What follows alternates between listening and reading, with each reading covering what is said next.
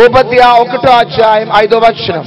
చోరులే గాని రాత్రి కన్నము వేయువారే గాని నీ మీదికి వచ్చిన ఎడల తమకు కావలసినంత మట్టుకు దోచుకుందురు కదా. ద్రాక్ష పండ్లను ఏరువారు నీ యొద్దకు వచ్చిన ఎడల పరిగె ఏరు కొనువారికి కొంత ఇండునెత్తురు కదా. నిన్ను చూడగా నీవు బొత్తిగా చెడిపోయి ఉన్నావు. చాలు, గట్టిగా ఒకసారి చప్పట్లు కొడదామా? ఈ మాట ఎవరు అంటున్నారంటే దేవుడు అంటూ ఉన్నాడు.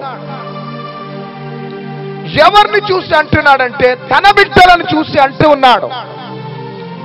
నిన్ను చూసి అంటున్నాడు, నన్ను చూసి అంటున్నాడు. ఏమంటున్నాడంటే, నేను నిన్ను చూడగా నీవు భక్తిగా చెడిపోయి ఉన్నావు అని దేవుడు సార్వత్రిక సంఘాన్ని, క్రైస్తవత్వాన్ని చూసి ఏడుస్తూ ఉన్నాడు.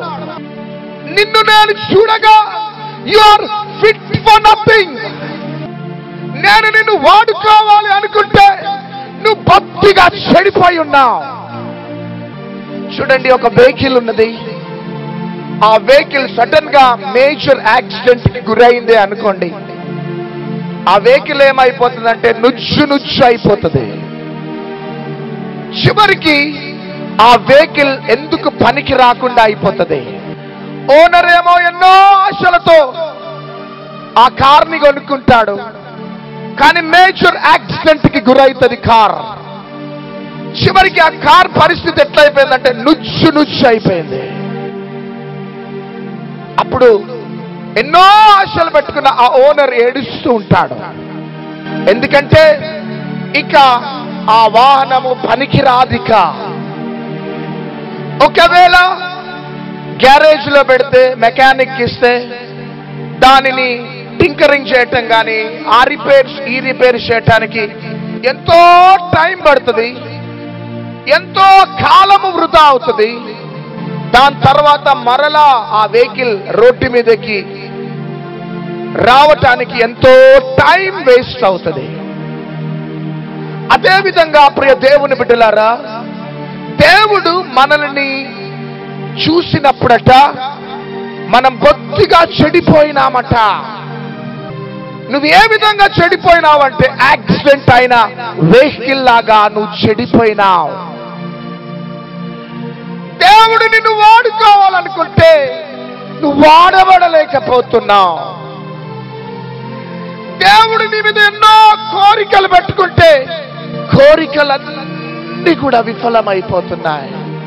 నువ్వు ఏదో ఉద్ధరిస్తావని, నిన్ను రక్షించుకొని తన రక్తంలో కడిగి నీకంటూ ఒక మంచి భవిష్యత్తు ఇచ్చి, నీకంటూ ఒక మంచి ఉద్యోగాన్ని ఇచ్చి, నీకంటూ ఒక మంచి వ్యాపారాన్ని ఇచ్చి, నీకంటూ ఒక మంచి ఫైనాన్షియల్ బ్లెస్సింగ్స్ ఇచ్చి, నీకు మంచి భార్యనిచ్చి, నీకు మంచి భర్తనిచ్చి, నీకంటూ మంచి సొంత ఇల్లునిచ్చి, మంచి ఆరోగ్యాన్ని ఇవ్వగానే దేవుడిచ్చే ఆశీర్వాదాలని నీవు అనుభవిస్తున్నావు. కానీ దేవుని కోసం ప్రయోజకుడుగా ఉండలేకపోతూ ఉన్నావు.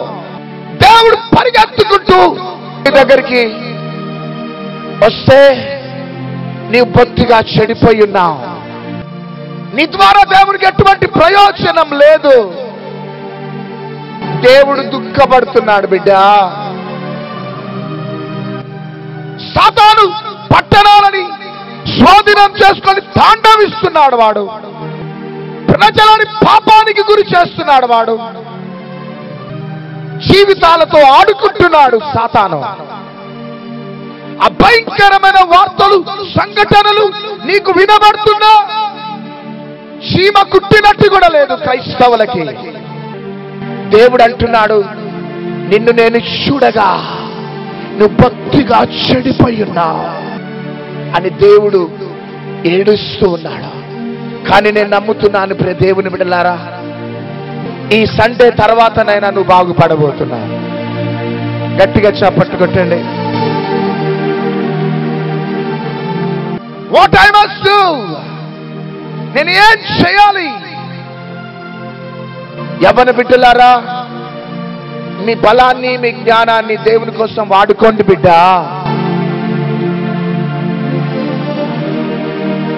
ఒకవేళ బిజినెస్ మ్యాన్స్ ఉన్నారేమో, we are not against your business, we are not against your studies, కానీ బిజినెస్ చేయండి, దేవుని కోసం ప్రయోజకులుగా సిద్ధపడండి. చదవండి, దేవుని కోసం ప్రయోజకులుగా మార్చబడి యూనివర్సిటీస్ ని క్రీస్తు కోసం సంపాదించండి. గట్టిగా చప్పట్లు కొట్టండి. హౌస్ వైఫ్స్ గా ఉంటున్న వారు ఆ యొక్క మినిస్ట్రీకే మీరు అడిక్ట్ కావటం కాదు, కానీ సంథింగ్ ఆర్ ది అదర్ దేవుని యొక్క పని చేయటానికి హౌస్ వైఫ్స్ గా ఉన్నవారు ప్రిపేర్ కండి. Hallelujah, hallelujah. I want to tell you one thing everybody. దేవుడు ఈ భూమి మీదకి నిన్ను పంపినప్పుడు ప్రతి ఒక్క వ్యక్తిలో ఒక టాలెంట్ ని ప్రిపేర్ చేసినాడు. గట్టిగా చప్పట్లు కొట్టండి. ఈ భూమి మీద టాలెంట్ లేని వ్యక్తి ఎవరు కూడా లేరు. ప్రతి వ్యక్తికి దేవుడు ఒక తలాంతుని ఇచ్చి ఉన్నాడు. పాటలు పాడే తలాంతు కావచ్చు, వాయిద్యాలు వాయించే తలాంతు కావచ్చు, ప్రార్థనలో గడిపే తలాంతు కావచ్చు, లేకపోతే ఆయా రీతులుగా ఉంటే talents already God has given you. మాకున్న టాలెంట్స్ ని మేము వెతికి బయటకు తీసుకొని వచ్చి దేవుని కోసం వాడబడుతున్నాం. చప్పట్లు కొట్టండి. మా టాలెంట్ ఏంటిదో దేవుని దగ్గర అడిగినప్పుడు దేవుడు ఆ టాలెంట్ ని మాకు జ్ఞాపకం చేస్తున్నాడు. ఎప్పుడైతే జ్ఞాపకం చేస్తున్నాడో ఆ టాలెంట్ ని మేము దేవుని కోసం వాడుకుంటున్నాం. మీకు టాలెంట్స్ లేవని కాదు, మీకు తలాంతులు లేవని కాదు. రోడ్డు మీద అడుక్కుంటున్న, భిక్షాటన చేసుకుంటున్న వ్యక్తికి కూడా దేవుడు ఒక తలాంతును ఇచ్చి భూమి మీదకి పంపించినాడు. మీరేం చేయండి అంటే, ఈ యొక్క ప్రభువా నా టాలెంట్ ఏంటిది ప్రభువా, ఎందుకంటే 2015లో నీ రాజ్యాన్ని కట్టడానికి నేను పూనుకోవాలనుకుంటున్నాను. గట్టిగా చప్పట్లు కొట్టండి. దేవుడు నింద వేస్తున్నాడు మన మీద. ఇది మనకేమైనా మంచిదా? పక్కన వారితో చెప్పండి, ఇది నీకేమైనా మంచిదా అని చెప్పండి. సెకండ్ తీసుకొని, ఇది మనకేమైనా మంచిదా? ఏంటిదా నింద? నిన్ను నేను చూడగా నీ బొత్తిగా ఫిల్ ఇన్ ద బ్లాంక్స్ చెడిపోయి ఉన్నావు, చెడిపోయి ఉన్నావు. ప్రియ దేవుని బిడ్డలారా, చెడిపోవటానికి కారణాలు నాకున్న సమయంలో పరిశుద్ధాత్మ దేవుడు వివరించాలని ఆశపడుతున్నాడు. ఒక వ్యక్తి ఎప్పుడు చెడిపోతాడు? తాగితే చెడిపోతాడా, లేకపోతే పేకాట ఆడితే చెడిపోతాడా?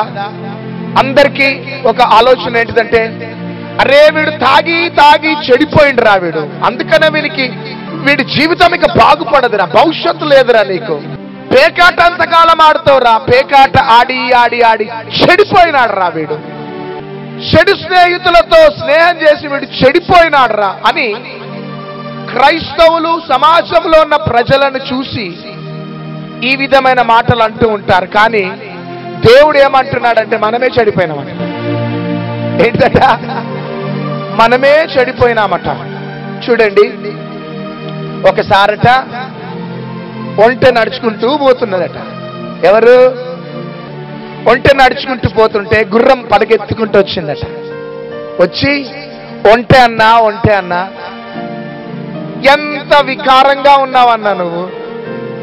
వీపు మీద చూస్తేనేమో పెద్ద గడ్డ, కాళ్ళు చూస్తేనేమో పెద్ద సిమెంట్ పైపుల్లాగా కాళ్ళు, మెడలు చూస్తేనేమో వికారమైన మెడలు. ఎందుకు పుట్టినావన్నా, నువ్వు సావచ్చు కదా అన్నదట. ఎవరు? ఎవరు? గుర్రం.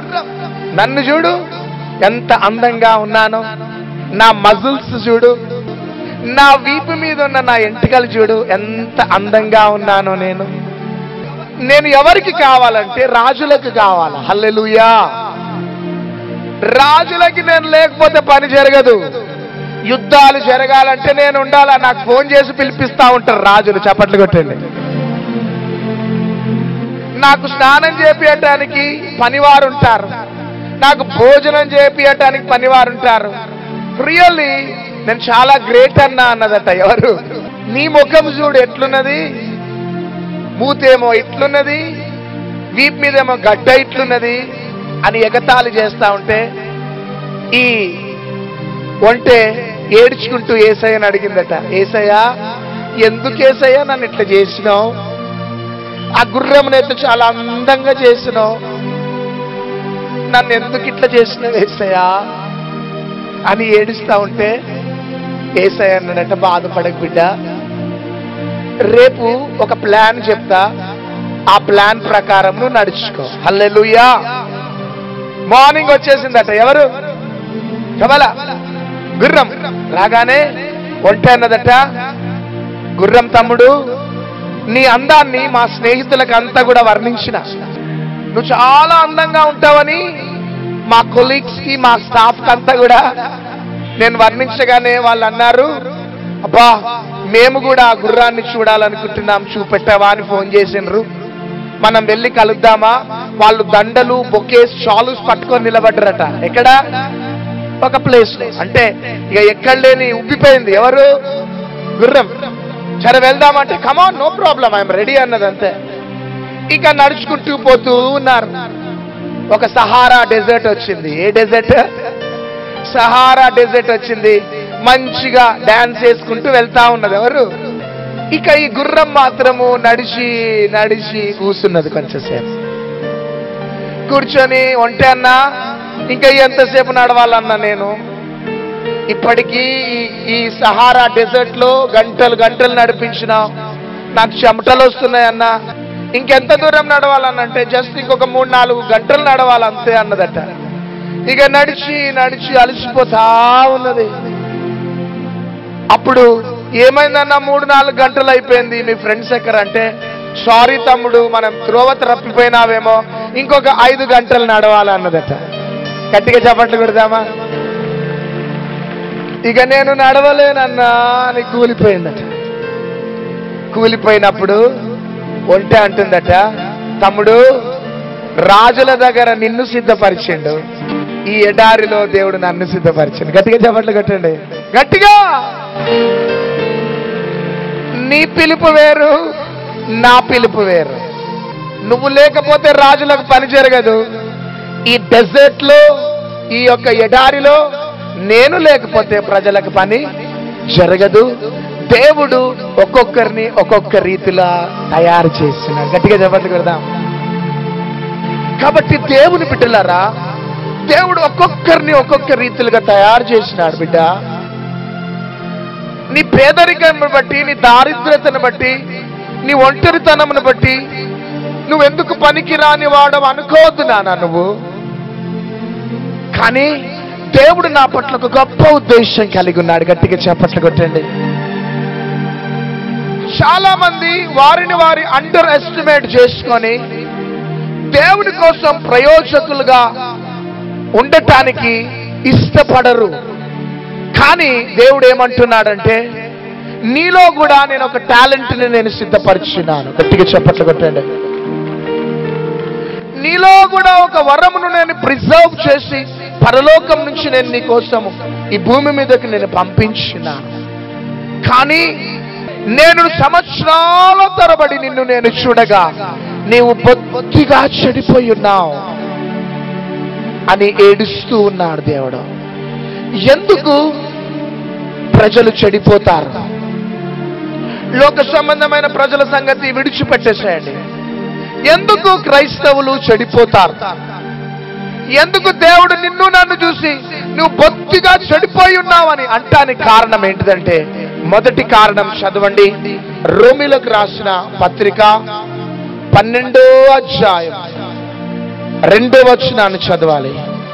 మీరు ఈ లోక మర్యాదను అనుసరింపక, ఈ లోక మర్యాదను అనుసరింపక ఉత్తమమును అనుకూలమును సంపూర్ణమునయ్యున్న దేవుని చిత్తమేదో పరీక్షించి తెలుసుకొనున్నట్లు. గట్టిగా చప్పట్లు కొడదామా?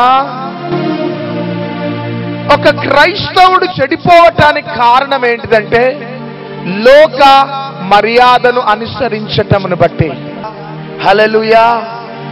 ఒక క్రైస్తవుడు చెడిపోవటానికి కారణం అపవాది యొక్క డేంజరస్ వెపన్. నీవు లోక మర్యాదను అనుసరింపక దేవుని యొక్క చిత్తము ఏంటిదో నువ్వు గ్రహించాలా. గట్టిగా చప్పట్లు కొట్టండి. క్రైస్తవులు ఎవరు అంటే లోకాన్ని విడిచిపెట్టిన వారు. లోక ఆచారాలని, లోక పద్ధతులని, లోక మర్యాదను విడిచిపెట్టిన వారు ఎవరు అంటే క్రైస్తవులు. క్రైస్తవులు అంటే ఎవరంటే క్రీస్తు రక్తంలో కడగబడ్డవారు. చప్పట్లు కొట్టండి. క్రీస్తు బిడ్డలు, వారు పరిశుద్ధులు. దేవుని బిడ్డలకి కొన్ని నియమ నిబంధనలు ఉంటున్నాయి. హల్లెలూయా. లోకంలో ఉన్న ప్రజలు బ్రతికే విధంగా బ్రతకటం కాదు క్రైస్తవులు. క్రైస్తవులకంటూ కొన్ని లిమిట్స్ అనేటివి ఉంటున్నాయి. బైబిల్ గ్రంథంలో క్రైస్తవులకి కొన్ని నియమ నిబంధనలు ఉంటున్నాయి. వాట్ ఈస్ దట్ నియమ నిబంధనలు? దీస్ ఆర్ ఆల్ ద నియమ నిబంధనలు. గట్టిగా చప్పట్లు కొట్టండి. బైబిల్ పట్టుకొని క్రైస్తవుడు అని చెప్పుకుంటున్నా నీకు కొన్ని హద్దులున్నాయి. లోకంలో ఉన్న ప్రజల వల్ల బ్రతకటానికి వీల్లేదు. లోకంలో ఉన్న ప్రజలు వేరు, క్రీస్తు రక్తంలో కడగబడిన నీవు వేరు. చప్పట్లు కొట్టండి. ఈరోజు దేవుడు మమ్మల్ని ఈ స్థితిలోకి తీసుకొని రావటానికి మాకు విలువైనవన్నీ కూడా వదిలిపెట్టుకున్నాం. లోక మర్యాదను విడిచిపెట్టినాం. దేవునికి ఏదైతే అయిష్టమైనదో యేసయ్య కోసం చంపుకున్నాం. యేసయ్య, నీకు ఇష్టం లేనిది నాలో ఉంటుంది ప్రభు. నేను నీకు ఇష్టమైన బిడ్డగా బ్రతకాలి ప్రభు. నేను నీకు ఇష్టమైన బిడ్డగా బ్రతుకుతున్నప్పుడు లోకమంతా నన్ను వెలివేసిన నాకు నువ్వే కావాలా.